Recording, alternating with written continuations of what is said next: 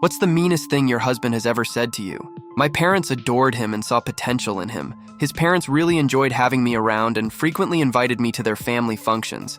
I was the only one who ever called him Danny, and even had asked if it was all right to call him that, to which he smiled and replied, "I'll always be your Danny." Danny was in a horrific car crash when I was a junior in late December. He was deboned by a truck driver who was high on powder and had been drinking. The driver ran a red light, which ended up plowing Danny into the light-changing post. The force spun his car, and it easily could have nosedived into the river if it weren't for a tree that caught the edge of the front end, making the car come to a standstill.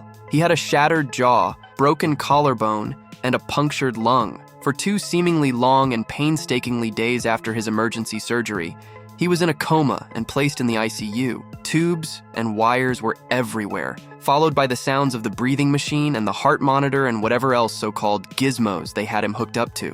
The only time I left his side was to go to the bathroom. His mom allowed me to stay the entire time. He was barely recognizable as his face was 3 times the size it should have.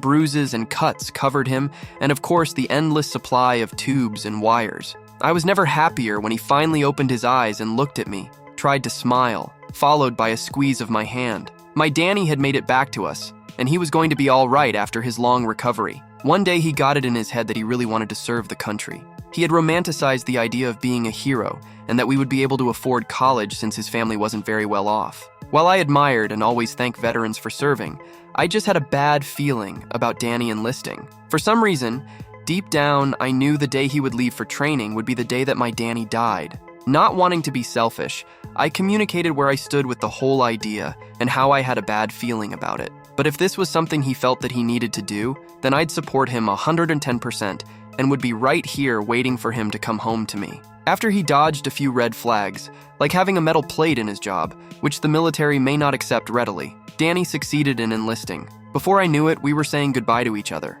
After he left, I cried myself to sleep every night, and I couldn't understand why I just did. I wrote uplifting letters to him daily and counted down the days for his graduation.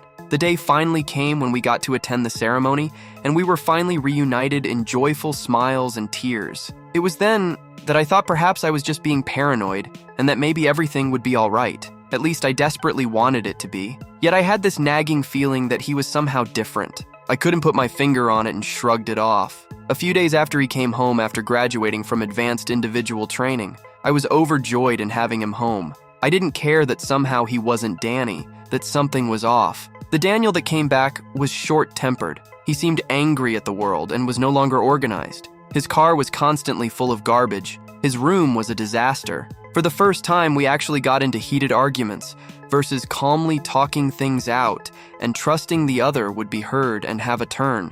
Another red flag I had ignored was my dog's reaction to him when he first stepped through the door. My dog had literally bolted from the room, refusing to have anything to do with him. This was a dog that loved to wiggle her butt and push her nose into your calf for attention from visitors. As time passed by, it became harder and harder to ignore the fact that Danny was no longer there, and in his place was this man who looked like him, smelled like him, walked like him, talked like him, which made it impossible for me to let go. I had hoped that maybe he just got very deep down inside and over time, he'd find his way back to me. One day, while he was driving me somewhere, I don't rightly recall where, but we had gotten lost. I tried to get him to ask for directions and he had snapped at me for it. Taken aback, I fell apart. I finally said, "Who are you?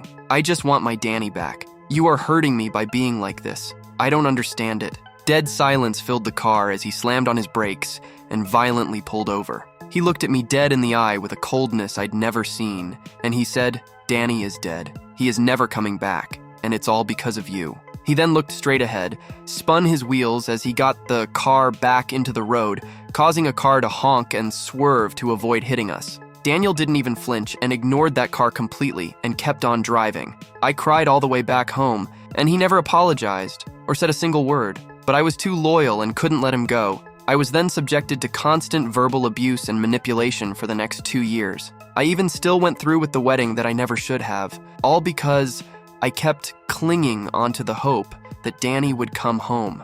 I nearly completely lost myself in the process. All of my friends were alienated. I never left the house after we had an unexpected child together. He was gone from 7:00 a.m. to 2:00 a.m. every day. One unexpected night, he announced he was inviting his best friend, the friend's girl of his dreams, and his cousin over to drink and play cards. He had me join them. As he interacted with that girl, I noticed glimpses of Danny coming out, but only towards her. It finally struck me. I no longer had the ability to bring Danny out. Despite everything I'd done, I just could not make him happy anymore. I then announced to the table that I needed to get our daughter up and I was going to bed. While in bed, I cried as I felt a huge burden lifting off me. It was then that I finally was ready to let him go. I knew even with our infant daughter together, it was best we parted ways. Neither she nor I should be subjected to years of unhappy family and constant torture. I grieved for my Danny, not the man who sat downstairs. Finally, I was freed. The next morning, he announced he had slept with his buddy's girl, and it felt good.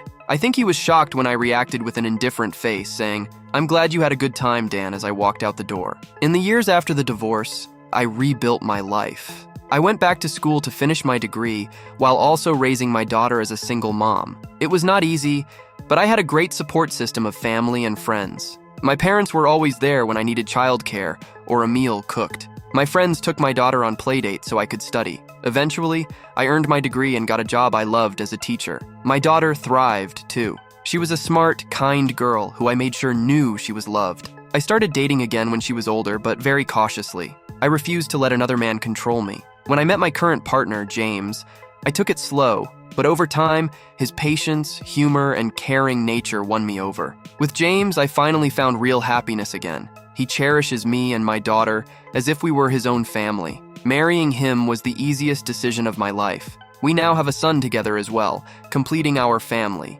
I got word that Danny has since cheated on his girlfriend, hit his girlfriend, and is in police custody for assault. Looking back at this, I am so grateful I woke up and snapped out of it. My daughter got me an engraved necklace with a photo of us too, along with a message. "Thank you for being the dad you didn't have to be. I love my family, and I couldn't ask for it to be any better."